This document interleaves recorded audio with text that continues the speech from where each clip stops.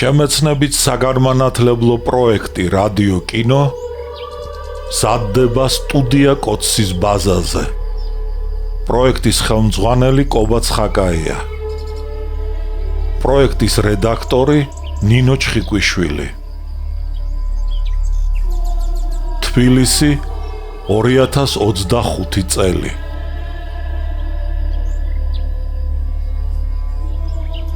ალექსანდრე ქუთათელი, პირისპირ, რომანი 2 ტომად და 4 წიგნად.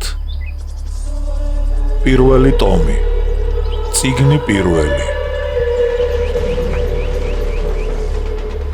ნაწილი პირველი.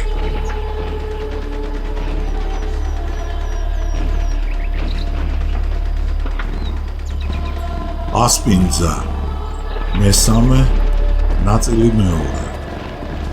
კორნელი მხეიძემ, პეტრე ცხომელიძემ და ლადო მეტრეველმა ხევიდან ბაღებს მიაშურეს. ხეებზე მიბმული ცხენები ახსნეს, ზედ მოახტნენ და გახკურცხლეს.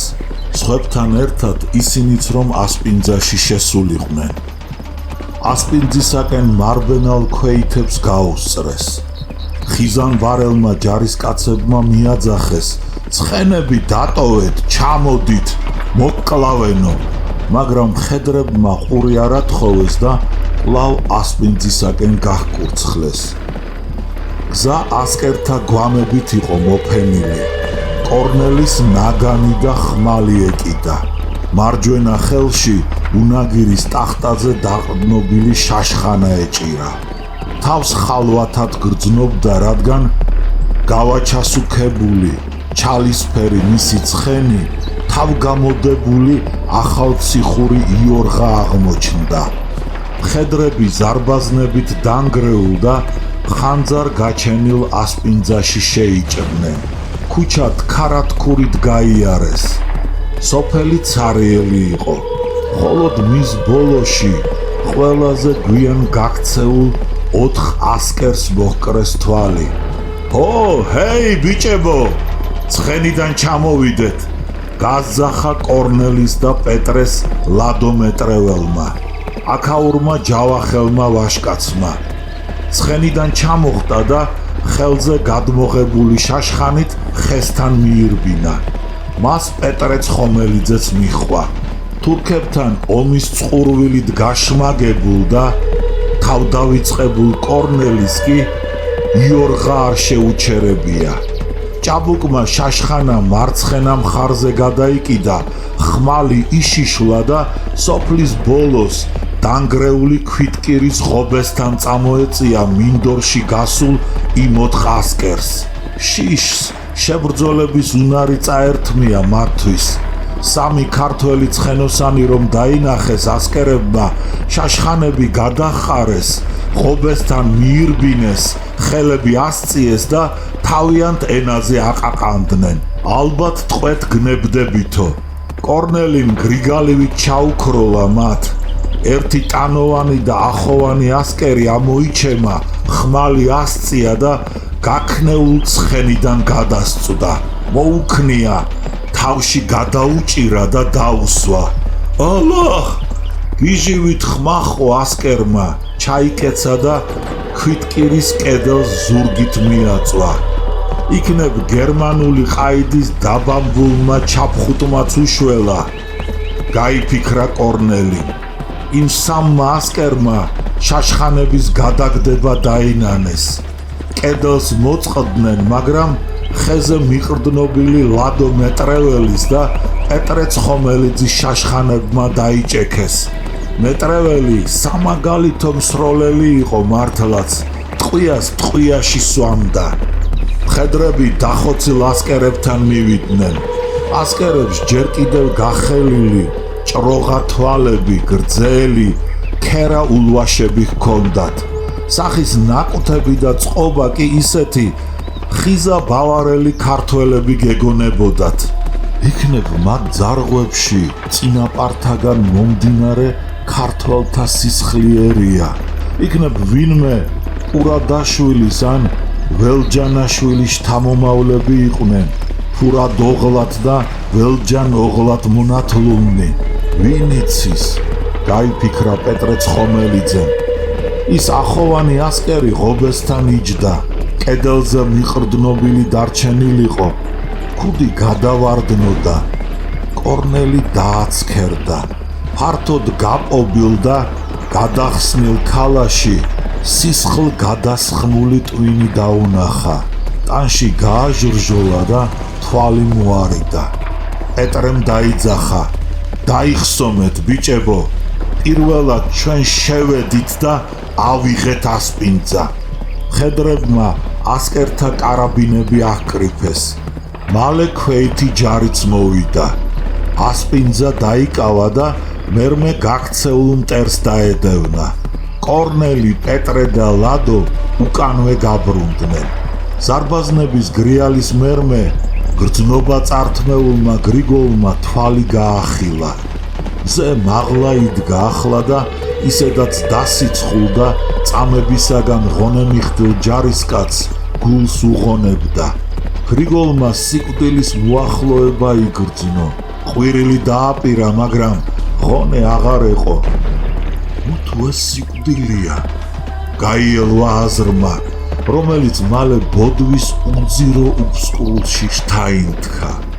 როდესაც თვალი გაახილა, ლურჯი და უსიცოცხლოდ სადაინახა. ტკივილის ტანჯავდა, ცრემლიან თვალებს ლულავდა და უკანასკნელი ძალა ძლეოდა.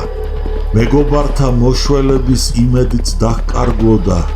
მის ყურებში ისევ რაღაც ყიჟინებდა.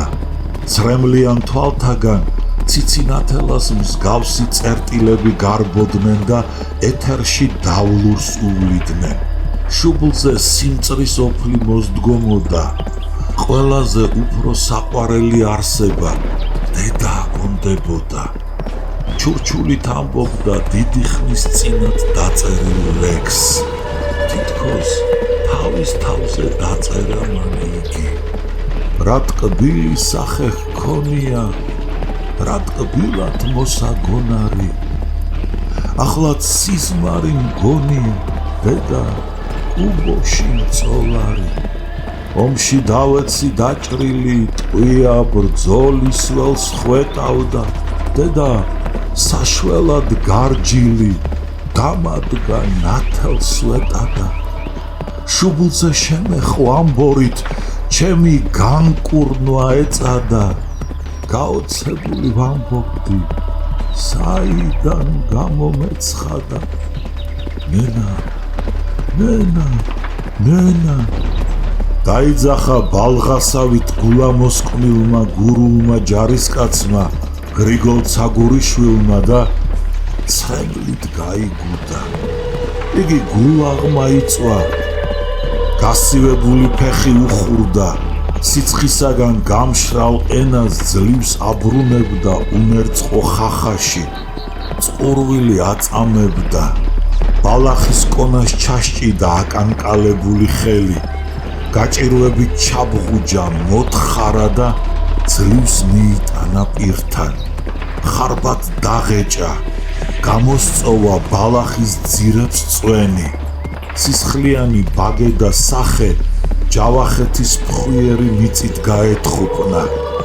ტანჯვით გახედა მიდამოს, მაგრამ მაღალი ბალახისა და კალამის გარდა ვერაფერი დაინახა. ბალახში კალიები დახტოდნენ. წვანე ხვლიკმა პაწია ცივი ნაკადივით გადაურბინა მკერდზე და კისერზე. გრძელი და ტინტილა კუდი ნიკაბზე მოახვედრა. ზე ისევ უმოწყალოდ აჭერდა. ტამალაში დაბრუნებისას პეტრე, კორნელი და ლადო გრიგოლს წააწყდნენ. მეგობრებს თავზარი დაეცათ. იქვე ეგდო კაკო ბაქრაძე, კანარეიკაც.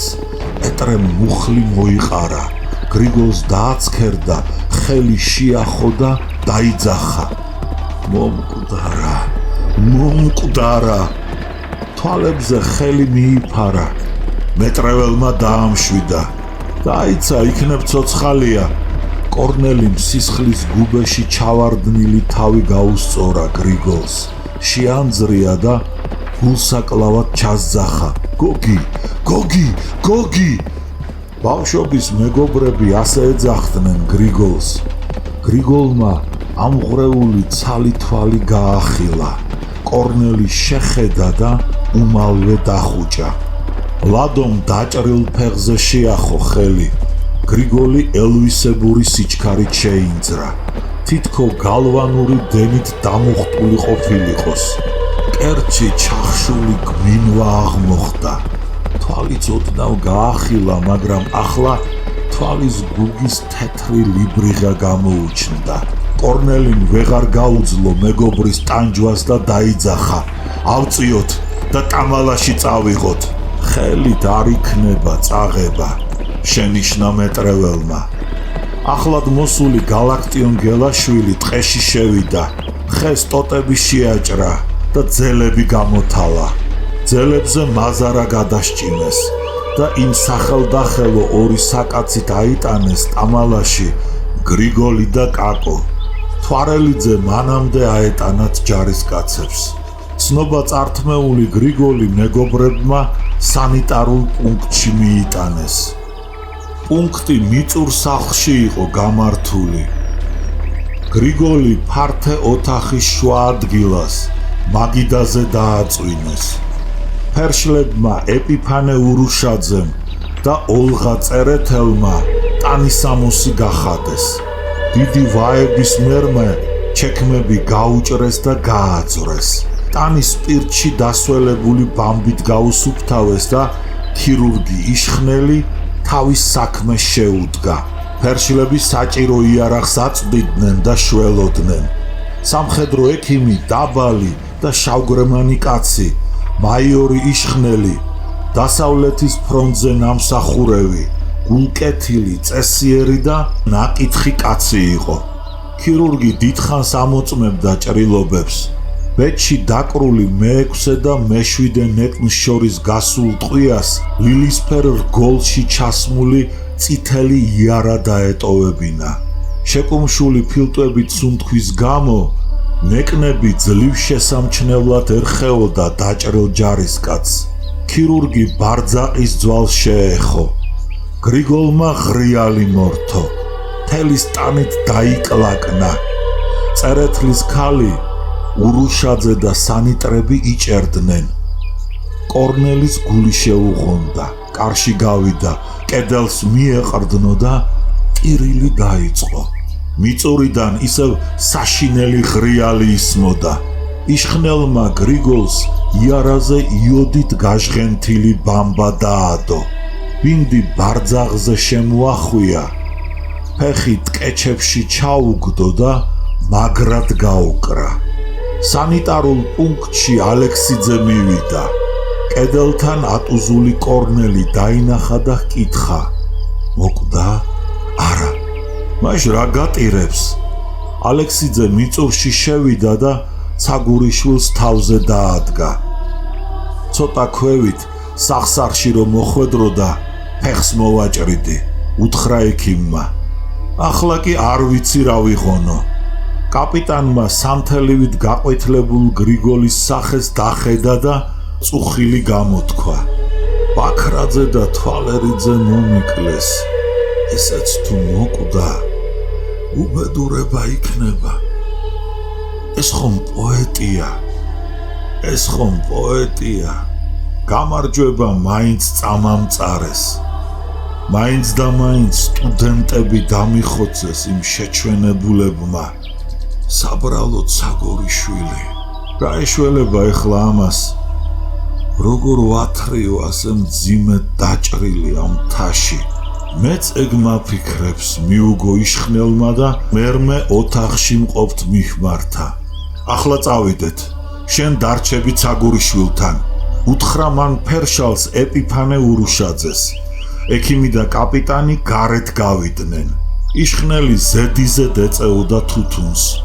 ცოტაღა დამრჩა ყუმბარა. ღამით ტამილაში არ გავჩერდები. ვარევანში ავიყვან ბატარეას. უთხრა კაპიტანმა ექიმს. ასეთი ვაი უბედურებისა და მსხვერპლის ფასად აღებული ასპინძა ჯარმა ღამით დატოვა. ვოლქვაძის სახელოვანი ათეული ტამალის დასაცავად კაპიტანმა ისევ ძველ პოზიციებზე განალაგა, თვითონ კი თავისი ბატარეა ზაუტაშვილის მფარავი რაზმითურთ სოფელ ვერევანში აიყვანა. ბატარეა ვერევნისაკენ საღამოს დაიძრა. გრიგოლ ცაგურიშვილი რესორებიან სანიტარულ ორთვალაში მოათავსეს. ფურგონებზე კი სუბუქად დაჭრილი პორუჩიკი ბერეჟიანი, ფეიერვერკერი გვარამაძე და ჯარისკაცები. ცხენჯდომი თვალერიძე, ტელეფონისტი ბაქრაძე და სხვა ჯარისკაცთა გვამები ურმით მოჰქონდათ. ბატარეა ღამით მივიდა ვარევანში და სოფლის ახლოს გაშლილ მოედანზე დაბანაკდა.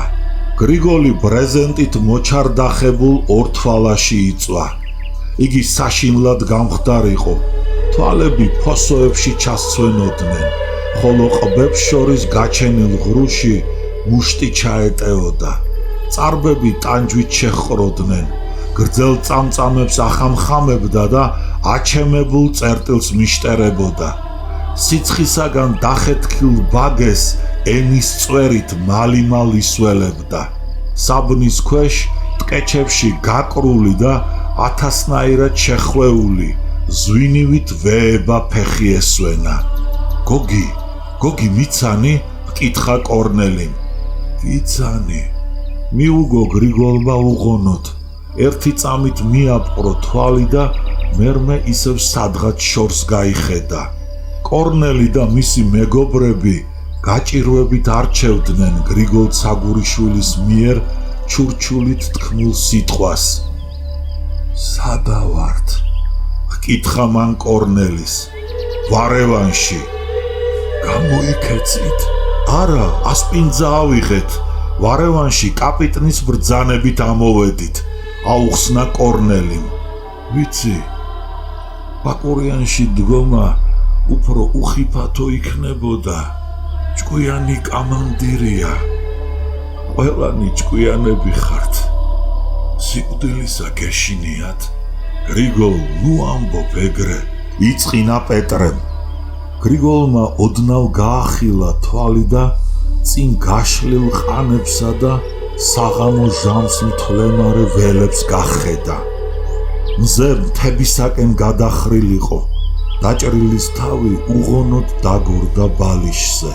დასიცხული და ავადმყოფურად ანთებული თვალები ცის კიდურს მიაპყრო.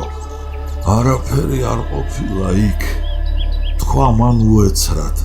სახე ტკივილისაგან დაემანჭა, კვნესა დაიწყო. სანთლისფერი გრძელი და ჩხირივი წვრილი თითები აამოძრავა. საბნის ყურე ხელში ჩაიგდო და დაჭმუჭნა. მალე კვლავ ჩურჩულს მოხვა, თითქოს აბოდებსო. მეგონა, უშიშრად მოვკვდებოდი სამშობლოსათვის. ძნელი ყოფილა. დასძინა მან. მეგობრები თავჩაქინდრულნი და დამწუხრებულნი იდგნენ მომაკვდავის წინაშე. ბრეზენტის ერთი მხარე თანახმად გრიგოლის თხოვნისა აწეული იყო. ბრეზენტზე წითელი ჯვარი ეხატა. ორთვალასთან ფერშლები ოლღა წერეთელი და ეპიფანე ურუშაძე მორიგეობდნენ. საამოს სახის სტუდენტი ქალი ოლღა ჯარისკაცების ზურგს უკან იდგა. ბრეზენტზე მიედო ყური, გრიგოლის ყოველ სიტყვას იჭერდა და წარეთ სტიროდა. ცრემლი ღვარღვარად ჩამოსდიოდა მსუქან ლოყებზე. ეს მოხალისე სტუდენტი ქალი დიდად აფასებდა გრიგოლის პოეტურ ნიჭს და მისი ყველა დაბეჭდილი ლექსი ზეპირად იცოდა. ვარდისფერ დასავლეთიდან მომავალ ღრუბლებს ცეცხლი ეკიდებოდა. მზე ჩავიდა. ცის დასავალზე ბაიასავით შუქ დალეული ზოლი გაწვა. ახლა გრიგოლი მშვიდად იწვა. თითქო ტკივილი დაუცხრა. დაუამდაო. სოფელ ვარევანში ნახირი საძოვრებიდან ბრუნდებოდა. დასავლეთისაკენ კისერ გაწვდილი ძროხები და ხარები უმოწყალოდ ბღაოდნენ. პირუტყვნიც კი მზეს მისტირიან. ამოიოხრა გრიგოლმა. ბაგე მოკუნიტა და მერმე თვალები დახუჭა. ღამდებოდა. ნელი-ნელ ჩამოდიოდა ციდან დედამიწაზე უჩინ-მაჩინის კიბეთა საფეხურებით ღამე. ჩუმად წვებოდნენ ღამის ჩრდილები მთის კალთებზე და ჯავახეთის ფართო ველებზე. ორთვალასთან ექიმი იშხნელი მივიდა. გრიგოლს დააცქერდა, მაჯა გაუსინჯა და ჯარისკაცებს მწუხარე სახით გადახედა. ისინი სულგანაბული უცდიდნენ ექიმის განაჩენს. ჭირსა შიგან გამაგრება, ასე უნდა ვითქვით კირსა. უთხრა ექიმმა ჯარისკაცებს. მე მისი ფეხი მაწუხებს. რა ჭირს მის ფეხს? ჰკითხა კორნელიმ. ფრაქტურა არტიკულაქიონის გენუ. იშხნელმა მხრები აიჩეჩა და დაიწყო ძვლების გადატეხათა შესახებ ვრცელი განმარტება. ქირურგი განზრახ აჩერებდა გრიგოლის მეგობრების ყურადღებას ძვლების გადატეხათა სახეობებზე. მას სულ სხვა რამ აწუხებდა. საქმე ის იყო, რომ გრიგოლს მუცლის ღრუში სისხლი ჭარბად ჩაქცეოდა. სისხლის მოწამვლა განგრენა აფიქრებდა ექიმს. სიცხე 40 გრადუსს მიბჯენოდა და აღარ იწევდა. იშხნელის აზრით გრიგოლის შველა შესაძლებელი იქნებოდა თუ სისხლს გადაუსხამდნენ. ამას გარდა იყო კიდევ ერთი უცხოური პრეპარატი, რომელიც გრიგოლს უშველიდა, მაგრამ იგი ამჟამად საქართველოში არ იშოვებოდა. ყოველივე ამის გამო ქირურგს გრიგოლის დღეები დათვლილად მიაჩნდა. გრიგოლს ჰაერი აღარ ყოფნიდა, შფოთავდა. ექიმმა მისი სანიტარულ პუნქტში გადაყვანა ბრძანა. ღამე იყო. იღვიძებდნენ ურიცხვნი მოარენი ღამისა. ღამის მწერები, ხოჭოები და ჭრიჭინები განუწყვეტელ და ყურის წამღებ გნიასით ხერხავდნენ წყდიაც და ხერხავდნენ უნებისყოფოდ, რადგან გრიგოლის შფოთსა და წუხილს ვერ აქარვებდნენ. შორეული ეჟნების ჟღარუნივით გაბმული ურიცხვი მწერების ის გნიასი, კვნესა, ჭრიჭინი და სიმღერა ბებერი ჟამისა და მარადისობის კაეშნიან მგზავრულ სიმღერად ეყურებოდა გრიგოლს. გულს უღონებდა შეუცნობ იდუმალობით და არ უწყოდა, რომ წერთა გაბმული ჭრიჭინის გარდა მისი საკუთარი ყურებით წიოდნენ და ჟიჟინებდნენ. ხევში ვასაკაც ახმიანდა, თითქო კრინს ამბობსო, იდგა მუნჯი და გულსაკლავი ღამე. ურიცხვი ვარსკვლავებით მოჭედილიცა კაშკაშებდა და არათაგდებდა გრიგოლის ტანჯვასა და წამებას. დილით გრიგოლი 9 წყაროს გზით ბორჯომში უნდა გაეგზავნათ. იშხნელმა კორნელის უთხრა. ახალციხე ახალქალაქის ფრონტისთვის ბორჯომში ჰოსპიტალი გაიხსნა. ქირურგიული განყოფილების გამგეთ თქვენი ძმაა დანიშნული. მისწერეთ წერილი და შეატყობინეთ, რომ თქვენი მეგობარი ეგზავნება სამკურნალოდ. თქვენი ძმა სასწაულებს ახდენს ქირურგიაში, იქნებ ცაგურიშვილიც გადაარჩინოს. მე ვინახულებ ევგენის. ახლა ალექსიძე მიჰმართა კორნელის. ბორჯომში მივდივარ. წადი ჯავახეთში იბრძოლეო. ვიბრძვით და არავის ვახსოვართ. ყუმბარებს არ გვიგზავნიან. რა ქვეყანაა ეს? ბრაზობდა კაპიტანი. უთქვენოთ ბატარეა? გაუკვირდა იშხნელს. ბერეჟიანი გაჭირვების დროს კიდევ იბრძოლებს. ოხერია, იბრძოლებს, მაგრამ უყუმბაროთ რა უნდა გააწყოს? მიუგო კაპიტანმა. გრიგოლი ისევ რესორებიან ორთვალაზე მოაწყვეს. შიგ ოლღა წერეთელი ეჯდა. ისეთივე ორთვალაში მოათავსეს სხვა დაჭრილებიც. თვარელიძისა და ბაქრაძის ცხედრები კი ფურგონზე დადვეს. მეგზურად სანდრო ხოტივარი გამოხვეს. სანდრომ დაგორგოლებული მუზარა უნაგირის ტახტაზე დააკრა. შაშხანა და ხმალი გადაიკიდა.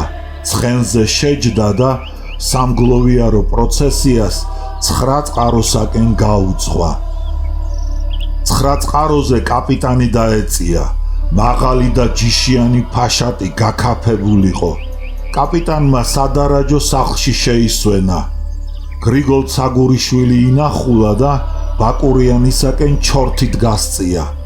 სამგლოვიარო პროცესია ბაკურიანში ღამით ჩავიდა. დილით ბაკურიანის კომისარმა გრიგოლი და სხვა დაჭრილები, აგრეთვე ომში მოკლული ბაქრაძე და თვალერიძე მატარებლით გაგზავნა ბორჯომში. კაპიტანმა ალექსიძემ ექიმ ევგენი მხეიძეს კორნელის წერილი გადასცა და პირადადაც სთხოვა დიდად ნიჭიერი პოეტი გრიგოლ ცაგურიშვილი როგორმე სიკვდილს გადაერჩინა. ბორჯომიდან თვალერიძისა და ბაქრაძის სხედრები მშობლებმა თბილისში გადაასვენეს. გრიგოლი კი ბორჯომის ჰოსპიტალში მოათავსეს.